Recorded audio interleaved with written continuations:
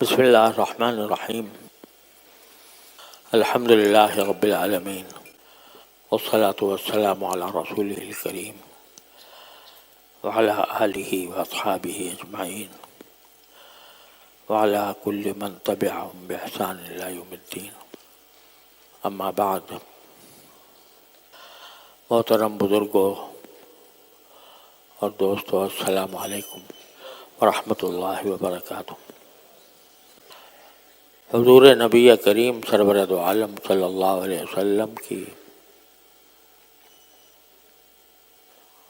مبارک عادتوں اور آپ کے اخلاق کے بارے میں کئی ہفتوں سے عرض کر رہا ہوں. آپ کی ایک عادت شریفہ یہ تھی کہ جھگڑے سے بہت آپ جھگڑے کو بہت ناپسند فرماتے تھے. اللہ کے راستے میں جہاد کا معاملہ تو اور ہے. نبی کریم صلی اللہ علیہ وسلم نے بہت جہاد کیے، لیکن معاشرتی ماحول میں جھگڑا آپ کو انتہائی ناپسند تھا. اور ایک حدیث میں بھی آپ کا یہ ارشاد منقول ہے کہ ان اللہ لا يحب الألد الخصم. اللہ تعالیٰ اس شخص کو نہیں پسند کرتا جو جھگڑالو ہو اور لوگوں سے جھگڑے کرتا پھرتا ہو.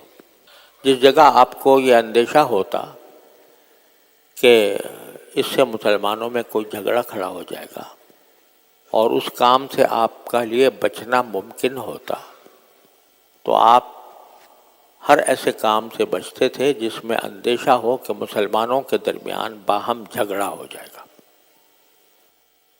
کعبہ شریف، بیت اللہ، حضرت ابراہیم خلیل اللہ علیہ السلام نے تعمیر کیا تھا. اس وقت کعبہ شریف کا جو رقبہ تھا وہ موجودہ کعبے سے کچھ زیادہ تھا. جو آگے حتیم کا حصہ چھوٹا ہوا ہے، اس کا بھی ایک بڑا حصہ کعبہ شریف کے اندر داخل تھا. اس وقت کعبے کے اندر ایک دروازہ ہے. حضرت ابراہیم علیہ السلام نے 2 دروازے بنائے تھے، ایک مشرق کی طرف اور ایک مغرب کی طرف. اور دروازے اونچے نہیں تھے بلکہ زمین کے ساتھ لگے ہوئے تھے. جیسے کہ عام کسی کمرے کے اندر جانے کا کوئی دروازہ ہوتا ہے تو وہ نیچے ہی ہوتا ہے اور آدمی جب چاہے جا سکتا ہے. جب نبی کریم سرور دو عالم صلی اللہ علیہ وسلم کی بعثت سے پہلے، یعنی نبی ہونے سے پہلے، نبوت سے پہلے، قریش نے چونکہ کعبہ شریف کے کچھ حصے منہدم ہو گئے تھے تو اس کو دوبارہ تعمیر کیا. جب دوبارہ تعمیر کیا تو یہ ارادہ کیا تھا کہ ہم کعبے کی تعمیر صرف اپنی کمائی سے، اپنی حلال کمائی سے کریں گے.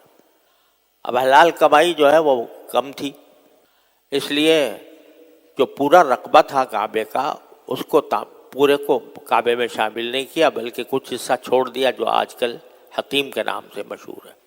ایک کام تو یہ کیا. دوسرا کام یہ کیا کہ کعبے کے 2 دروازے تھے حضرت ابراہیم علیہ السلام کے زمانے میں. ایک تو وہ اسی جگہ مشرق میں جیسے آج ہے، اور دوسرا اس کے مقابل رکن یمانی سے ذرا پہلے دوسرا دروازہ تھا مغرب میں. تو 2 دروازے کرنے کے بجائے ایک دروازہ کر دیا، اور دروازہ بھی زمین کے ساتھ ملا کر نہیں رکھا بلکہ اونچا کر دیا جس پر سیڑھی سے چڑھ کر جانا پڑے. اور مقصد یہ تھا کہ جس کو ہم چاہیں اجازت دیں کعبے کے اندر جانے کی اور جس کو چاہیں نہ دیں. تو یہ قریش نے یہ تصرف کیا تھا. نبی کریم صلی اللہ علیہ وسلم کو معلوم تھی یہ بات، اور نبوت کے 23 سال آپ نے اس طرح گزارے کہ جو قریش کا جو تعمیر کردہ کعبہ تھا اسی کو آپ تسلیم کرتے رہے، اسی کی طرف رخ نماز پڑھتے رہے، اسی طرف اسی کا طواف کرتے رہے، اس کو جوں کا توں برقرار رکھا۔ ایک دن حضرت عائشہ صدیقہ رضی اللہ تعالیٰ عنہا سے آپ نے فرمایا کہ میرا دل چاہتا تھا کہ میں کعبے کو دوبارہ اسی طرح تعمیر کروں جیسے کہ ابراہیم علیہ السلام کے زمانے میں تھا، یعنی حتیم کو بھی اس میں شامل کر لوں، دروازے بھی 2 کر دوں اور دروازے نیچے کر دوں۔ لیکن مجھے اندیشہ ہے کہ یہ لوگ ابھی تازہ اسلام لائے ہیں، تو اگر میں ایسا کروں گا تو کہیں اس میں جھگڑا نہ پیدا ہو جائے، کوئی اس پر اعتراض کرنے لگے کہ ہمارے آباء و اجداد نے اس طریقے سے تعمیر کیا تھا، اس کو کیوں بدلا جا رہا ہے۔ تو اندیشہ ہے کہ اس سے لوگوں کو کیا دل میں فتنہ پیدا ہوگا اور لوگ آپس میں جھگڑنا شروع کر دیں گے، اس لیے میں ایسا نہیں کرتا۔ اب آپ اندازہ کیجئے کہ کعبے کے اندر قریش نے ایک غلط تصرف کیا تھا، لیکن رسول کریم صلی اللہ علیہ وسلم چاہتے تھے کہ اس غلط تصرف کو درست کیا جائے، لیکن کیوں نہیں کیا؟ کہ اس سے جھگڑا پیدا ہونے کا اندیشہ ہوتا۔ تو ہر اس موقع پر جہاں کوئی جھگڑا پیدا ہونے کا اندیشہ ہو، نبی کریم صلی اللہ علیہ وسلم اس کام سے پرہیز کرتے تھے، چاہے وہ مستحسن کیوں نہ ہو۔ ہاں، فرض اور واجب کی بات تو اور ہے، جو فرض کیا اللہ تعالیٰ نے یا واجب کیا اس کام کو تو کرنا ہی کرنا ہے، کوئی راضی ہو یا ناراض ہو، کوئی جھگڑا کرے نہ کرے، اس میں تو کسی کی پرواہ نہیں کرنی۔ لیکن جو چیزیں فرائض اور واجبات میں داخل نہیں ہیں، ان کے بارے میں اگر اندیشہ ہو کہ کسی چیز سے جھگڑا ہوگا مسلمانوں میں، تو ایسے موقع پر اس کام کو چھوڑ دینا نبی کریم صلی اللہ علیہ وسلم کی سنت ہے۔ اور آپ نے فرمایا کہ اللہ اس شخص کو نہیں پسند کرتا جو جھگڑالو ہو، العلد الخصم۔ اور ساری زندگی یہی معمول رہا۔ ایک خاتون نبی کریم صلی اللہ علیہ وسلم کی خدمت میں ایک کپڑا لے کے آئیں اور کہا کہ یہ میں نے اپنے ہاتھوں سے آپ کے لیے تیار کیا ہے تاکہ آپ اس کو پہنیں۔ رسول کریم صلی اللہ علیہ وسلم نے اس کی طرف اشتیاق ظاہر کر کے کہ یہ خاتون اپنی بیچاری محبت سے لائی ہے، تو میں اس کو اشتیاق ظاہر کر کے، اپنی احتیاط ظاہر کر کے آپ نے قبول فرمایا۔ ابھی قبول ہی فرمایا تھا تو اور اس کو اس کی آپ نے کو ایک طرح سے شکریہ بھی ادا کیا تھا عملاً۔ اتنے میں ایک صاحب کھڑے ہو گئے، انہوں نے کہا یا رسول اللہ یہ مجھے دے دیجیے۔ این اس وقت جب کہ وہ بیچاری اپنے ہاتھوں سے بنا کر لائی ہے، ایک صاحب نے کہہ دیا مجھے دے دیجیے۔ سرکار دو عالم صاحب نے اچھا بھائی لے جاؤ، تمہیں لے جاؤ۔ اب کوئی اور ہوتا تو کم از کم اتنا تو کہتا کہ بھائی یہ بیچاری لے کے آئی ہے تو میرے لیے لائی ہے، تم کیوں مانگ رہے ہو؟ مگر آپ نے دے دیا۔ صحابہ ایک دوسرے صحابہ نے ان کو سمجھایا بھی کہ بھائی یہ آپ نے کیا کام کیا، حضور اقدس صلی اللہ علیہ وسلم کے لیے لائی تھی، حضور اقدس صلی اللہ علیہ وسلم نے اس کو پسند بھی فرمایا تھا اور تم نے اس سے مطالبہ کر کے لے لیا۔ تو اس نے کہا جی میں یہ چاہ رہا تھا کہ یہ حضور اقدس صلی اللہ علیہ وسلم کے یہ تبرک جو ہے وہ میں اپنے پاس رکھوں اور جب میں مروں تو میرے کفن کے اندر اس کو استعمال کیا جائے۔ حضور اقدس صلی اللہ علیہ وسلم ایک مرتبہ پہن چکے تھے اس کو، تو غرض کوئی جھگڑا، ذرہ برابر جھگڑا بھی نبی کریم صلی اللہ علیہ وسلم کی مزاج مبارک میں نہیں تھا۔ اور اتنی تاکید فرمائی جھگڑے سے بچنے کی کہ ایک حدیث میں رسول کریم صلی اللہ علیہ وسلم کا ارشاد ہے کہ میں اس شخص کو جنت کے بیچوں بیچ گھر دلوانے کا ذمہ دار ہوں۔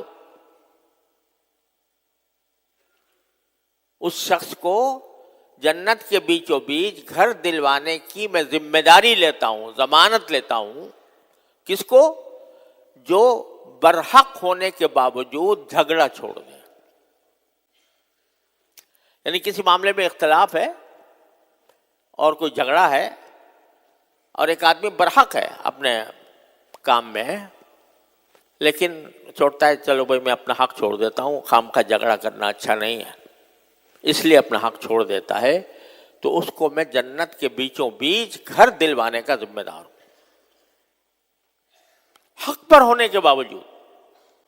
یعنی اگر وہ مقدمہ لے کے چلا جائے کہیں عدالت میں تو چونکہ برحق ہے اور اس کے پاس اس کے دلائل موجود ہیں تو وہ اپنا حق ثابت کر سکتا ہے، لیکن صرف اس لیے چھوڑ دیا کہ کیوں کون جھگڑے میں پڑے، دے جاؤں۔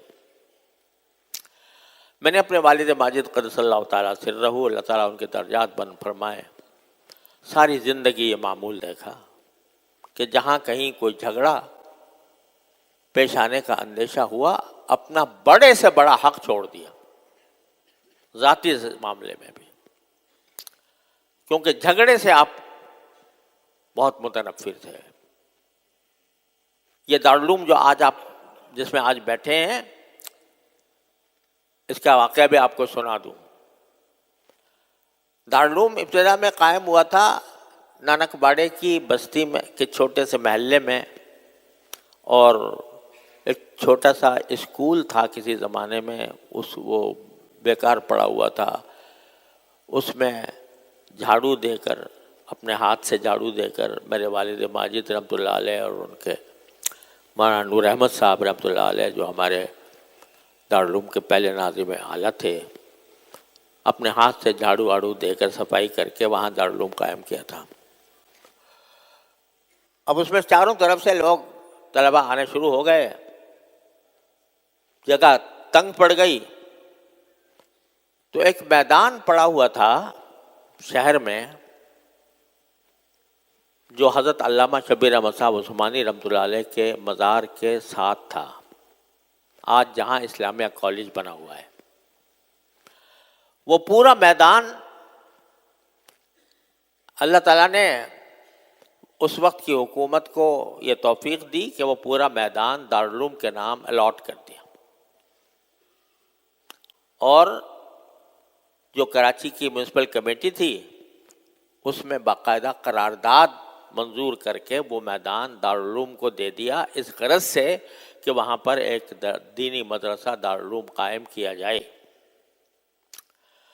اس کا قبضہ مل گیا، سرکاری کاغذات میں اس کا اندراج ہو گیا، الاٹمنٹ ہو گیا، اور اس الاٹمنٹ کی بنیاد پر اس جگہ پر تعمیر بھی شروع کر دی گئی، 2-3 کمرے بن گئے۔ ہمارے جو پہلے ناظم اعلیٰ اللہ تعالیٰ ان کے درجات بلند فرمائے مولانا نور احمد صاحب رحمۃ اللہ علیہ، وہ بڑے فعال آدمی تھے، انہوں نے وہ 2-3 کمرے بنا کر وہاں ٹیلی فون کی لائن بھی لے لی، ٹیلی فون لگ گیا، اور اعلان ہو گیا کہ دارالعلوم کا افتتاح ہوگا۔ تو افتتاح کے لیے تقریب منعقد ہو گئی، پاکستان کے مختلف اطراف سے علماء کرام آ گئے، حضرت مولانا مفتی محمد حسن صاحب رحمۃ اللہ علیہ، حضرت مولانا محمد ادریس صاحب رحمۃ اللہ علیہ، حضرت مولانا شمس الحق افغانی، اور دیوبند سے دارالعلوم کے محترم حضرت مولانا قاری محمد طیب صاحب، جہاں تک مجھے یاد ہے وہ بھی تشریف لائے تھے۔ جلسہ ہوا شاندار، اور اس میں سارے بزرگوں کی تقریریں ہوئیں اور بیانات ہوئے، اور وہاں پر تعمیر کا سلسلہ شروع ہونے لگا۔ اس میں کچھ لوگوں نے جھگڑا کھڑا کر دیا، وہ جھگڑا بالکل سراسر ناحق، کیونکہ زمین دارالعلوم کے نام، وہ قانونی کاغذات اس کے پاس، الاٹمنٹ اس کے پاس، اس کے ساتھ وہ تعمیر بھی شروع ہو گئی، جلسہ منعقد ہو گیا بتائیے۔ لیکن کچھ لوگوں نے جھگڑا شروع کر دیا کہ جی یہ تو شیخ الاسلام علامہ شبیر احمد صاحب عثمانی رحمۃ اللہ علیہ کے مزار کے پاس کی جگہ ہے، تو یہ شیخ الاسلام کے جو ورثہ ہیں انہی کو ملنی چاہیے۔ یہ کسی لوگوں نے یہ جھگڑا کھڑا کر دیا، حالانکہ حضرت والد ماجد رحمۃ اللہ علیہ نے ان حضرات کے لیے بھی کچھ جگہ اس کے اندر مخصوص کی تھی، لیکن اللہ معاف کرے ایک صاحب تھے جو اس کو اپنی جائیداد بنانا چاہتے تھے، انہوں نے یہ جھگڑا کھڑا کر دیا۔ اب حضرت والد عین جلسے کے دوران وہاں پر ایک خاتون نے آ کر بھوک ہڑتال شروع کر دی، تو حضرت والد رحمۃ اللہ نے فرمایا کہ میں مدرسے کی بنیاد جھگڑے پر نہیں رکھنا چاہتا، لہذا ساری زمین، سارے کاغذات، ساری منظوری، سب کچھ، جلسہ بھی ہو گیا، لیکن کہا بھائی یہاں نہیں بنائیں گے، ہم دارالعلوم یہاں نہیں بنائیں گے۔ دارالعلوم بنانا فرض نہیں، جھگڑے سے بچنا چاہیے۔ جھگڑے سے بچنے کے لیے وہ ساری زمین چھوڑ دی، اور آج اس کا نتیجہ ہے کہ آپ دیکھیں وہاں پر مدرسہ تو کیا ہوتا، ایک اسلامیہ کالج بنا ہوا ہے، نام اسلامیہ کالج ہے لیکن عام کالج کی طرح ہے، اور اس میں خود اللہ بچائے خود ان کے بنانے والوں کے اولاد میں جھگڑے کھڑے ہوئے ہیں۔ لیکن آپ ذرا دیکھیں کہ آج تصور کریں کسی کو اس طریقے سے قانونی حق پورا حاصل ہو جائے، اور قانونی حق حاصل ہونے کے بعد جھگڑے سے بچنے کے لیے وہ سب چھوڑ دیا۔ اس وقت تک یہ دارالعلوم، یہ زمین نہیں ملی تھی دارالعلوم کو، جو ہم جس پر آج دارالعلوم ہمارا قائم ہے۔ اس وقت کوئی دوسرا متبادل موجود نہیں تھا، کوئی اور جگہ نہیں تھی۔ فرمایا کہ نہیں، ہم تنگ و ترشی سے گبارہ کر لیں گے لیکن جھگڑا نہیں، جھگڑے سے بچیں۔ اور یہ حدیث بھی اسی وقت سنائی کہ میں اس شخص کے لیے جنت کے بیچوں بیچ گھر دلوانے کا ذمہ دار ہوں جو حق پر ہونے کے باوجود جھگڑا چھوڑ دے۔ اللہ تعالیٰ کا کرنا ایسا ہوا، اس واقعے کو 4 مہینے گزرے تھے، صرف 4 مہینے۔ اس کے بعد ایک صاحب آئے اور انہوں نے کہا جی ہماری ایک زمین پڑی ہوئی ہے شرافی گوٹ کے قریب، تو اگر آپ چاہیں تو ہم دارالعلوم کے لیے اس کو دینے کو تیار ہیں۔ تو 25 ایکڑ زمین انہوں نے دارالعلوم کو دے دی، لیکن اس طرح ایسے وقت میں دے دی نہ اس کے پاس کوئی آبادی، نہ اس کے ساتھ کوئی سڑک، نہ اس کے پاس آنے والی کوئی بس، جنگل صحرا، آنے کا کوئی راستہ بھی نہیں، کورنگی کا تصور نہیں تھا، کورنگی کی آبادی کا، لانڈھی کی بھی بالکل ابتدائی شکل میں تھی، اور اگر کوئی شخص قریب ترین بس اسٹاپ جو ملتا تھا وہ جو آج کل بابر مارکیٹ کا علاقہ ہے وہاں پر جا کر بس اتارتی تھی، وہاں سے پیدل آیا کرتے تھے، لیکن وہ اللہ نے دے دی، اللہ تعالیٰ نے حوصلہ دیا، اس کے اوپر تعمیر ہوئی، اور پھر دارالعلوم یہاں منتقل ہوا، اور دارالعلوم کیا منتقل ہوا، سارا شہر پیچھے آ گیا۔ تو میرے والد ماجد قدس اللہ تعالیٰ سرہ کا یہ مزاج ہر مرحلے، زندگی کے ہر مرحلے پر ہم نے دیکھا کہ جھگڑے سے بچو، اور یہ نبی کریم صلی اللہ علیہ وسلم کی عظیم سنت ہے۔ ہم بعض اوقات ظاہری سنتوں کا تو اہتمام کر لیتے ہیں، لیکن جو آپ کے اعلیٰ اخلاق ہیں، جن کی آپ نے معاشرے کی بہتری کے لیے تعلیم دی ہے، جس پر آپ کی ساری زندگی آپ نے عمل فرمایا، ان سنتوں کو بسا اوقات ہم چھوڑے ہوئے ہیں۔ یہ بہت بڑی سنت ہے۔ مجھے یاد ہے کہ ایک مرتبہ ہمارے عزیزوں میں ایک خاتون کا بڑا جھگڑا تھا کسی اپنے جائیداد کے سلسلے میں، بہت والد صاحب رحمۃ اللہ کے پاس فیصلہ لینے کے آئیں، تو آپ نے فرمایا کہ میں فیصلہ تو کر دوں گا شریعت کے مطابق انشاءاللہ، لیکن میں ایک حدیث سناتا ہوں آپ کو۔ اور اس خاتون کو سنائی یہ حدیث جو میں نے ابھی بیان کی، تو وہ خاتون بھی اللہ والی تھیں، انہوں نے کہا جی بس میں چھوڑتی ہوں اپنا حق. سارا جھگڑا ختم کر دیا اس حدیث کو سن کر. تو ذرا ہم اپنے ماحول پر، اپنے حالات پر نظر ڈال کر دیکھیں کہ ہم کہاں کہاں جھگڑوں میں مبتلا ہیں. ان جھگڑوں کو اللہ کے لیے چھوڑ دینا، یہ جنت میں حضور نے جنت کے بیچوں بیچ گھر دلوانے کا وعدہ فرمایا. وعدہ ہی نہیں فرمایا، ضمانت لی. میں ذمہ دار ہوں اس شخص کو جنت کے بیچوں بیچ گھر دلوانے کا جو حق پر ہونے کے باوجود جھگڑا چھوڑ دے.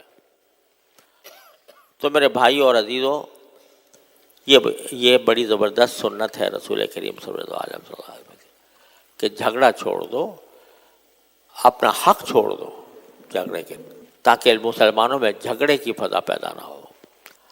اللہ تعالیٰ اپنے فضل و کرم سے، اپنے رحمت سے ہم سب کو سرکار دو عالم صلی اللہ علیہ وسلم کے اخلاق طیبہ کی اتباع کی توفیق عطا فرمائے.